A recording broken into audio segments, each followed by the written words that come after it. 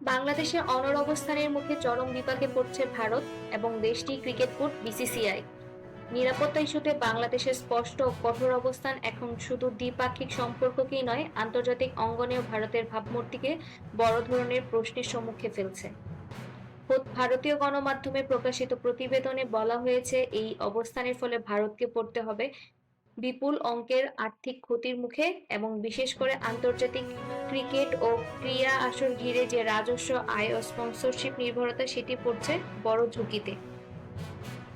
শুধু আর্থিক ক্ষতিই নয়, ভারতের জন্য আরো বড় যে সংকট তৈরি হচ্ছে সেটি হলো ইমেজ ক্রাইসিস। আন্তর্জাতিক মহলে নিরাপত্তা ইস্যুতে প্রশ্ন উঠলে ভবিষ্যতে অলিম্পিক সহ বিভিন্ন বড় আন্তর্জাতিক ক্রীড়া আয়োজনের আয়োজক হওয়ার দৌড়ে পিছিয়ে পড়তে পারে দেশটি, এমন শঙ্কা প্রকাশ করছে ভারতীয় গণমাধ্যমগুলো।